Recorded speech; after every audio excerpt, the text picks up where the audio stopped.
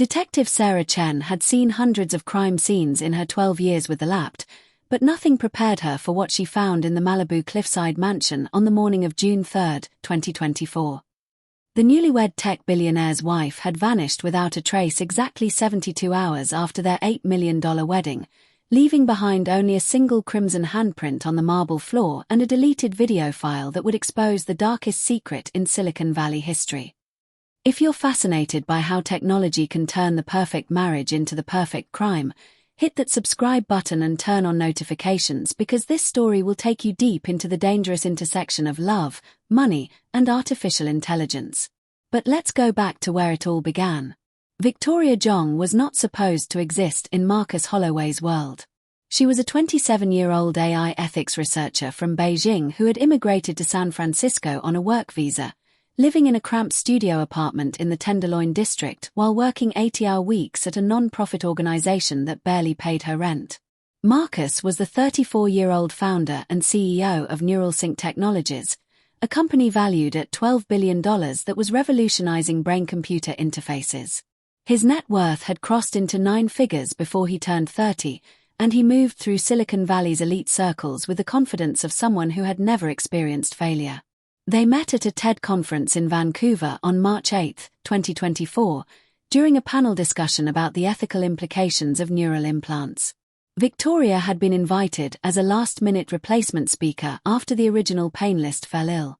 She took the stage in a borrowed blazer that was 2 sizes too large, her presentation slides created on a 6-year-old laptop that kept freezing, and proceeded to dismantle the entire neural implant industry with arguments so precise and devastating that the audience sat in stunned silence. Marcus watched from the front row, equal parts furious and mesmerized. She had just called his life's work technological colonialism disguised as innovation, and suggested that companies like his were creating voluntary enslavement devices for a population too distracted to understand the implications. Any rational CEO would have written her off as an extremist. Instead, Marcus found himself waiting outside the auditorium to introduce himself. The conversation that followed lasted 4 hours, moving from the conference center to a nearby coffee shop to a waterfront restaurant where they closed down the establishment at 2 a.m. They argued about consciousness, free will, corporate responsibility, and the future of human evolution. Victoria's passion for protecting human autonomy clashed with Marcus's belief that technology was the only path to human transcendence. But beneath the intellectual sparring, something electric was forming. Marcus had built his fortune on pattern recognition, on seeing connections that others missed. What he saw in Victoria wasn't just intelligence or beauty, though she possessed both in abundance. He saw authenticity in a world of carefully curated personas. He saw someone who couldn't be bought, impressed, or manipulated by the usual tools in his arsenal. For a man who had spent his entire adult life surrounded by people who wanted something from him, Victoria's complete indifference to his wealth and status was intoxicating. Victoria saw something different in Marcus. Beneath the polished exterior and rehearsed TED Talk phrases, she glimpsed genuine curiosity and a capacity for self-reflection that most tech billionaires lacked. When she challenged his assumptions, he didn't dismiss her. He listened. He asked questions. He admitted uncertainty. These were rare qualities in Silicon Valley, where confidence was currency and doubt was weakness. For 6 weeks, they maintained a long-distance relationship that consisted of daily video calls, constant text exchanges, and weekend visits that alternated between San Francisco and Victoria's research trips around the country. Marcus had never felt this way about anyone. His previous relationships had been with women from his own social circle, relationships that felt more like strategic partnerships than genuine connections. With Victoria, he felt seen in a way that was both terrifying and addictive. Victoria's feelings were more complicated. She had spent her entire academic career studying how technology was used to manipulate human behavior, and she recognized the irony of falling for a man whose company was built on that very premise. But Marcus seemed different when they were alone. He talked about using his wealth to fund universal basic income research. He expressed genuine concern about the societal implications of his technology. He even agreed to implement some of the ethical frameworks Victoria had proposed in her academic papers. On April 22, 2024, Marcus proposed during a private dinner at the French Laundry in Napa Valley. The ring was a custom-designed piece featuring a conflict-free diamond and recycled platinum, chosen specifically because Victoria had once mentioned her opposition to traditional mining practices. She said yes, though a small voice in the back of her mind whispered warnings she chose to ignore. The engagement announcement sent shockwaves through both their worlds. Marcus's Silicon Valley friend saw Victoria as a gold digger who had somehow charmed their brilliant friend. Victoria's academic colleagues saw her as a sellout who had betrayed her principles for a billionaire's lifestyle. Neither group understood that the reality was far more complex and far more dangerous than anyone suspected. The wedding planning became a source of constant tension. Marcus wanted a spectacle befitting his status, something that would be covered by Vogue and dominate social media for weeks. Victoria wanted something small and meaningful, perhaps a beach ceremony with close friends and family. They compromised with an elaborate affair at a Malibu estate that cost $8 million and included 400 guests that Victoria had never met. But the real conflict wasn't about wedding details. It was about control. Marcus had built his empire on the principle that superior intelligence gave him the right to shape reality according to his vision. He approached marriage with the same philosophy, making decisions about their future without consultation, dismissing Victoria's concerns as emotional rather than logical, and gradually constructing a cage so beautiful that she almost didn't notice the bars. Victoria's family flew in from Beijing for the wedding, and the culture clash was immediate and severe. Her parents, both retired university professors, were horrified by the ostentatious display of wealth. Her younger brother, a software engineer who had followed her to America, pulled her aside during the rehearsal dinner with concerns he could barely articulate. Something about Marcus's eyes, the way they tracked people's movements and calculated responses before conversations even began. The wedding itself on May 28, 2024, was everything Marcus had envisioned. Celebrities from the tech and entertainment worlds mingled under strings of lights that cost more than most people's annual salary. A Grammy-winning artist performed during dinner. The champagne was vintage Dom Perignon, and the flowers were flown in from Ecuador that morning. Victoria wore a custom Vera Wang gown and smiled for the cameras, playing her role perfectly while feeling increasingly disconnected from the spectacle unfolding around her. The first sign that something was seriously wrong came during their first dance. As they swayed to a string quartet's rendition of At Last, Marcus whispered in her ear words that sent ice through her veins. "I know you accessed my private server last week. We'll discuss that after the honeymoon." Victoria's smile never wavered, but her mind was racing. She had indeed accessed Marcus's personal server, using credentials she had found in his home office during a moment of curiosity that had turned into something much darker. What she had discovered there would haunt her for the rest of her brief life: Neuralsync's real business model, the hidden features in their brain implants that allowed for unprecedented surveillance and behavioral modification, and most horrifying of all, a project codenamed Victoria Protocol that contained psychological profiles, manipulation strategies, and contingency plans for controlling one specific person, her. The honeymoon was scheduled for 2 weeks in the Maldives, but they never made it to the airport. 3 days after the wedding, Victoria Jong would disappear from the Malibu mansion under circumstances so bizarre that they would captivate the nation for months. And Detective Sarah Chen would find herself investigating a case where the suspect's net worth exceeded the GDP of small nations, where the evidence was hidden in encrypted servers and deleted AI files, and where the truth was so disturbing that even hardened homicide detectives would struggle to accept it. The fairy tale wedding had been a carefully orchestrated performance. The nightmare was about to begin. Victoria Jong's discovery of the Victoria Protocol 3 days before her wedding should have been the moment she ran. Instead, it became the beginning of a dangerous game of digital cat and mouse that would end in her disappearance. The protocol itself was a masterpiece of psychological manipulation disguised as love. Marcus had been using Neuralsync's artificial intelligence systems to analyze every aspect of Victoria's personality from the moment they met. Her text messages, social media activity, biometric data from her fitness tracker, even her speech patterns during their video calls, everything had been fed into an algorithm designed for one purpose: to create the perfect strategy for winning and controlling her. The files Victoria found were chilling in their clinical precision. One document titled Emotional Vulnerability Mapping contained a detailed analysis of her childhood trauma, specifically her father's emotional distance and her resulting need for validation from authority figures. Another file called Resistance Patterns predicted with 94% accuracy how she would respond to various manipulation techniques. There were contingency plans for every possible scenario. If she discovered his infidelity, if she tried to leave, if she became a liability to his business interests. But the most disturbing discovery was a series of audio files featuring conversations that Victoria had never had.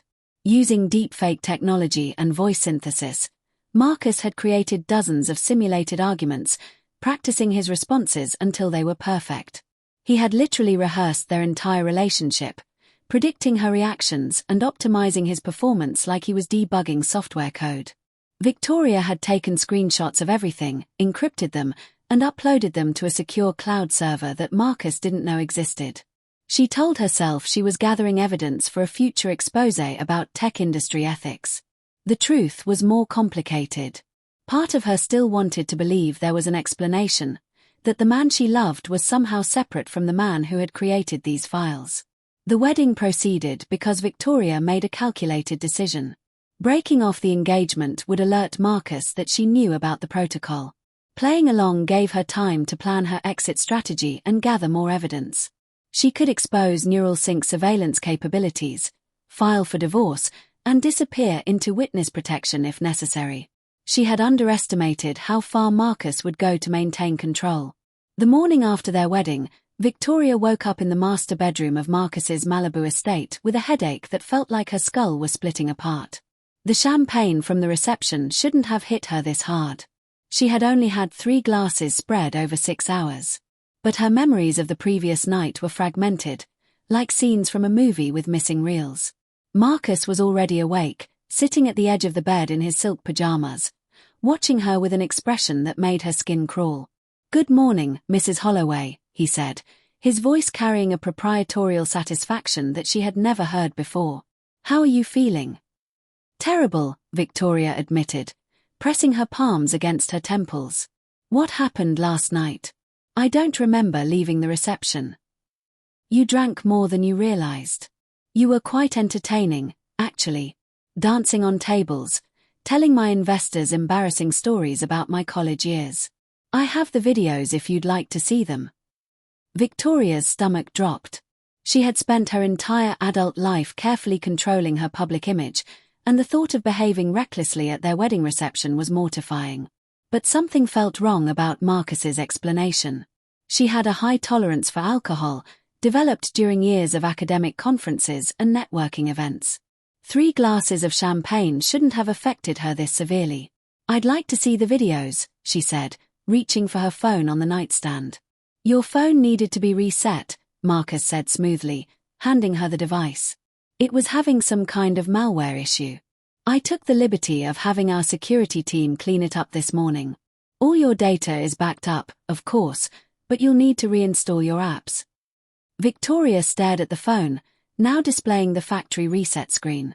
Her encrypted files, her evidence, her carefully planned exit strategy, all of it was gone.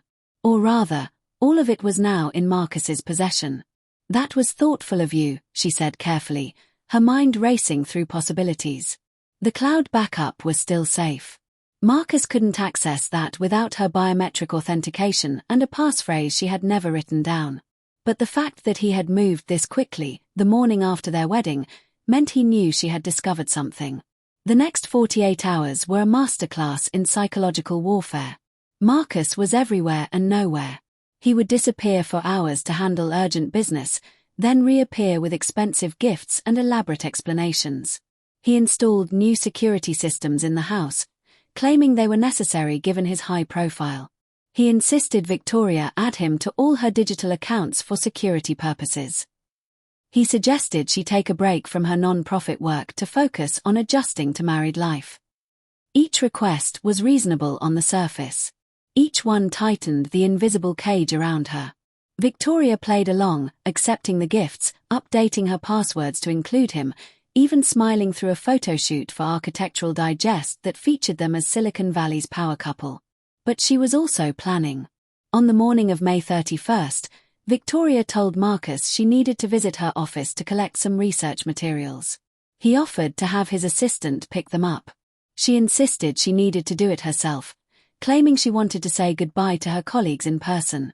He reluctantly agreed but sent his personal driver and a security guard for her protection. The non-profit's office was in a converted warehouse in Oakland, a 40-minute drive from Malibu that gave Victoria time to think. She had made contact with her old advisor from MIT, Professor Elena Kozlov, using a burner phone she had purchased during a supposed trip to the pharmacy. Elena had connections with investigative journalists who had covered tech industry scandals. If Victoria could get her encrypted evidence to Elena, she could expose Marcus and Neuralink before the trap closed completely. But Marcus was always 3 steps ahead. When Victoria arrived at the office, she found it nearly empty. Her colleagues were apologetic but firm. The board had decided to reorganize, and her position had been eliminated effective immediately. They handed her a severance check for $250,000, far more than her annual salary, with the implicit understanding that she should take the money and disappear quietly. Victoria sat in the car on the drive back to Malibu, staring out at the Pacific Ocean, and realized she had been completely outmaneuvered. Marcus had called in favors, applied pressure, and eliminated her professional identity in less than 72 hours. She was now completely dependent on him financially, socially, and legally. That evening, Marcus suggested they skip the Maldives honeymoon and spend a quiet week at the Malibu house instead. "You've been under so much stress," he said with concern that would have seemed genuine to anyone who didn't know about the Victoria Protocol. "Let's just relax, enjoy being married, and figure out our next steps together." Victoria agreed because she had no other choice. But that night, after Marcus fell asleep, she crept downstairs to his home office. She had watched him enter his password dozens of times, memorizing the pattern of his fingers on the keyboard. She needed to access his private server one more time, to download evidence she could use as leverage. The office was equipped with biometric locks that she couldn't bypass. But Marcus had made one crucial mistake: he trusted his own technology too much. Victoria had spent 6 weeks studying Neuralink security systems as part of her ethics research. She knew the vulnerabilities that Marcus's engineers had deliberately built in, backdoors designed for government surveillance requests that could be exploited with the right knowledge. It took her 47 minutes to bypass the security and access the server. What she found made her previous discoveries seem innocuous by comparison. Marcus hadn't just been manipulating her. He had been running a pilot program, using their relationship as a test case for technology that Neuralink planned to sell to governments and corporations worldwide. The Victoria Protocol was proof of concept for a system that could identify, target, and control any individual using their digital footprint and behavioral data. But there was something else in the files, something that changed everything. Marcus had been tracking her menstrual cycle, her fertility windows, her genetic markers for various health conditions. He had created a detailed plan for having children, 3 of them, spaced exactly 2 years apart, that included contingencies for various scenarios including her resistance. There were even files discussing the legal frameworks for retaining custody in case of divorce, with strategies that involved portraying her as mentally unstable. Victoria was still reading when she heard footsteps on the stairs. Marcus had woken up. She had perhaps 30 seconds before he reached the office. She grabbed a USB drive, copied the most incriminating files, and slipped it into her pocket just as the door opened. Marcus stood in the doorway, backlit by the hallway light, his expression unreadable. "I really hoped you would trust me," he said quietly. "I hoped we could do this the easy way." "There is no easy way to control another human being," Victoria replied, surprised by how steady her voice sounded despite the terror coursing through her veins. "Control is such an ugly word. I prefer optimization. I'm simply using technology to ensure we have the best possible life together. You'll understand eventually. Most people resist at first, but the algorithm accounts for that. Give it time." Victoria stood up from the desk, the USB drive pressing against her thigh through her pocket like a weapon. "I'm leaving, Marcus. Tomorrow morning, I'm filing for divorce, and I'm going to expose everything you've done." Marcus smiled, and that smile was more frightening than any threat could have been. "No, Victoria. You're not. The next morning, June 3, 2024, at 6:47 a.m., Marcus Holloway called 911 to report his wife missing. He told the dispatcher that he had woken up to find Victoria gone, her phone and wallet left behind, no note or explanation. The house security system showed no signs of forced entry or exit during the night. It was as if she had simply vanished into thin air. When Detective Sarah Chen arrived at the mansion 43 minutes later, she found Marcus sitting in the living room, his head in his hands, playing the role of the devastated newlywed husband with Oscar-worthy precision. But Sarah had spent 12 years learning to spot the tells that separated genuine emotion from performance. And Marcus Holloway's grief didn't quite reach his eyes. The investigation was about to reveal that Victoria Jong hadn't disappeared. She had been disappeared. And the technology that made it possible was far more terrifying than anyone could have imagined. Detective Sarah Chen had investigated 47 homicides in her career, but she had never seen a crime scene this clean. The Malibu mansion was pristine, almost sterile. No signs of struggle, no blood, no evidence of forced entry. Just a single crimson handprint on the white marble floor near the master bedroom that Marcus claimed he'd never seen before. "When did you last see your wife?" Sarah asked, watching Marcus carefully. "Last night around 11 p.m. We went to bed together. When I woke up at 6:30, she was gone." His voice cracked at precisely the right moment. Too precise. Sarah's partner, Detective James Rodriguez, was already reviewing the security footage. The house had 47 cameras covering every angle, every entrance, every room except the bathrooms and bedrooms. The footage showed nothing. No one entering or leaving the property between 10 p.m. and 6 a.m. "Your security system is very sophisticated," Sarah observed. "Military grade, from what I can see. I have to protect my intellectual property. People would kill for Neuralsync's technology." Marcus met her eyes without flinching, and Sarah caught the deliberate word choice. Kill. Victoria's phone, laptop, and wallet were all on her nightstand. Her passport was in the bedroom safe. Her car was in the garage. Every piece of evidence suggested she had simply evaporated from a locked house surrounded by cameras that showed nothing unusual. Sarah requested access to Marcus's private server.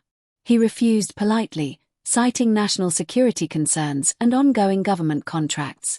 He offered his lawyer's number instead. Sarah noted that he had a lawyer on speed dial at 7:30 a.m. on a Sunday morning, 3 days after his wedding. The forensic team found Victoria's DNA throughout the house, but that proved nothing. She lived there.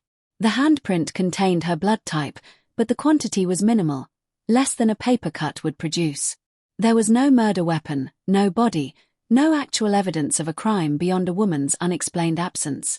Victoria's brother, David Jong, arrived from San Francisco within 2 hours of being notified. He pulled Sarah aside with information that changed everything.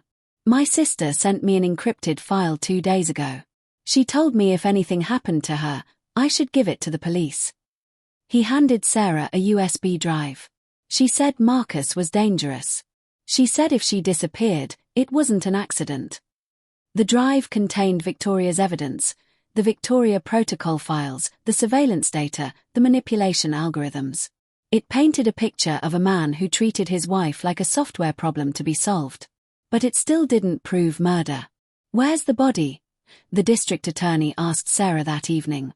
"Without a body, without witnesses, without physical evidence, we have nothing. Billionaires don't go to prison based on creepy computer files." Sarah knew she was right. Marcus had created the perfect crime. He had made his wife disappear using technology that left no traditional evidence. The security footage had been edited with AI precision. The handprint was planted to create confusion.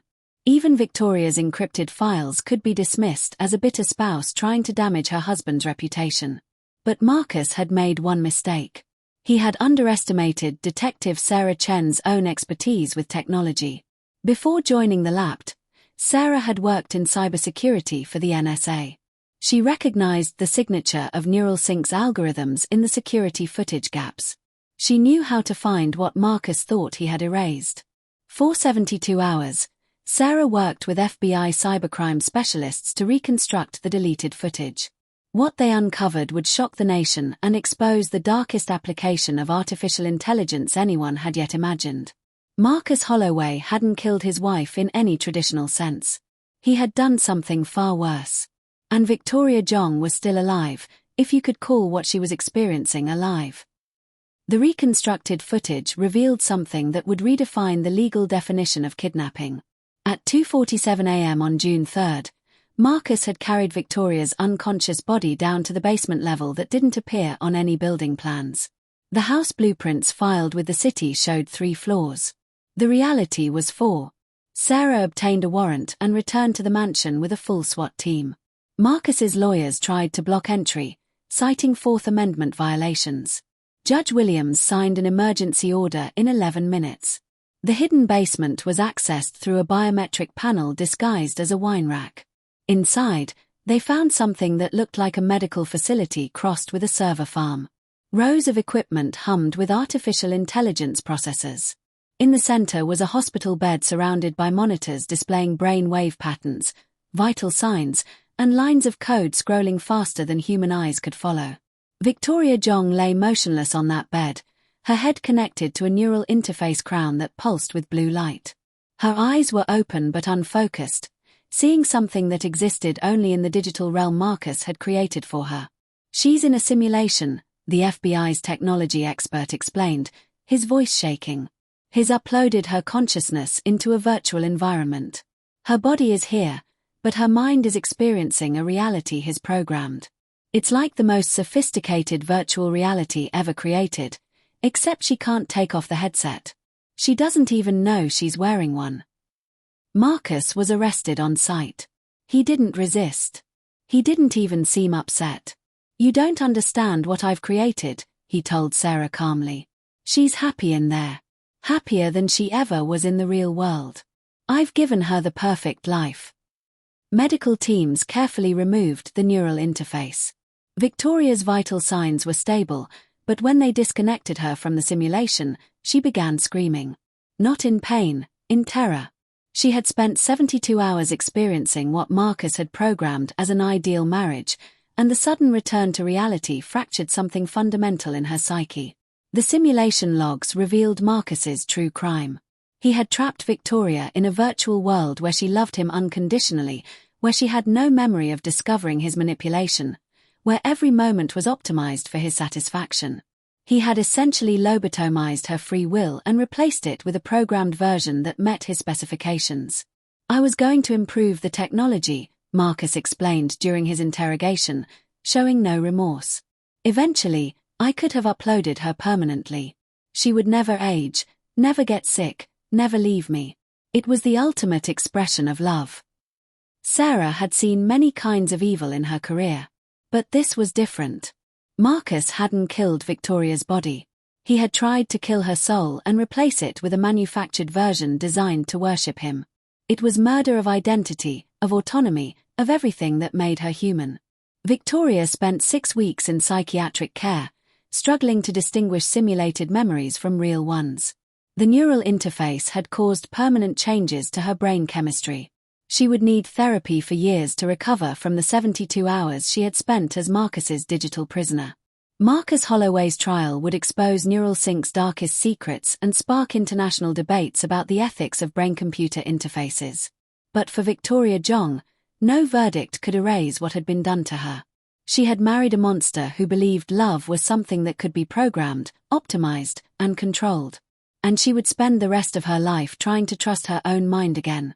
The trial of Marcus Holloway began on September 12, 2024, in Los Angeles Superior Court.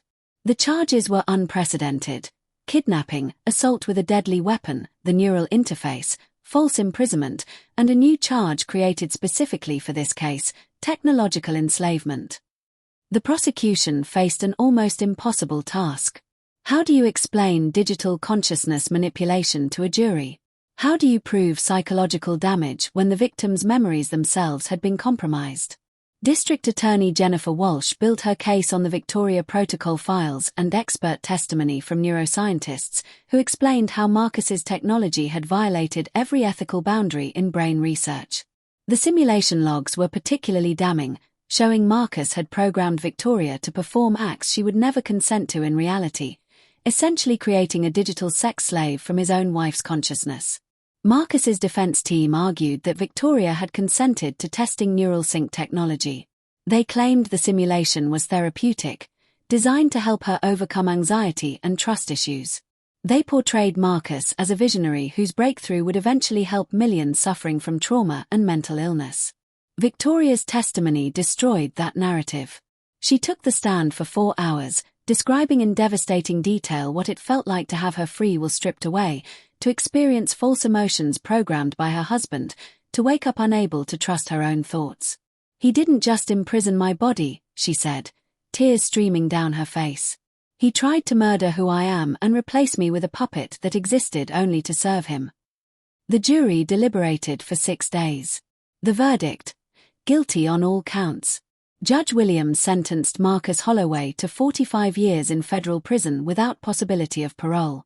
"You used your genius not to advance humanity, but to enslave it," she said. "You turned love into code and treated your wife like software to be debugged. The court finds your actions represent a unique form of evil that our justice system has never before encountered." Neural sync technologies collapsed within weeks. The FBI seized all assets and technology, discovering that Marcus had planned to sell the consciousness modification capability to authoritarian governments. Dozens of employees faced charges. The entire neural interface industry faced new regulations that would take years to navigate. Victoria Jong published a memoir titled The Victoria Protocol: How My Husband Tried to Reprogram My Soul.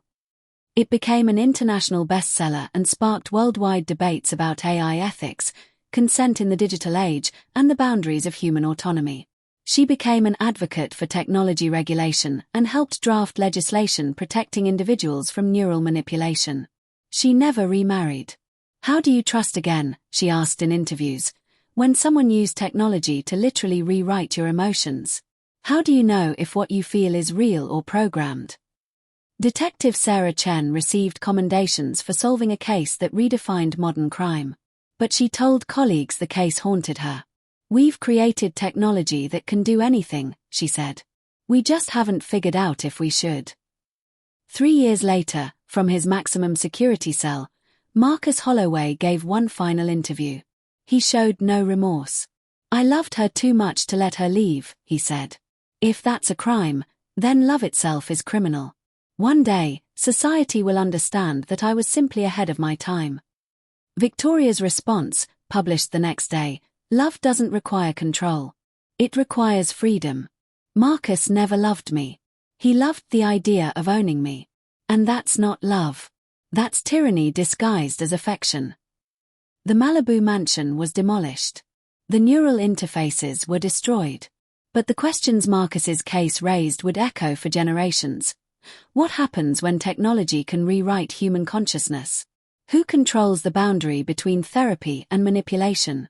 And how do we protect the human soul in a digital age? Victoria Sang survived. But the perfect crime Marcus attempted, the murder of free will itself, had succeeded in ways that would take years to fully understand. She lived. But she would spend the rest of her life wondering which of her thoughts were truly her own.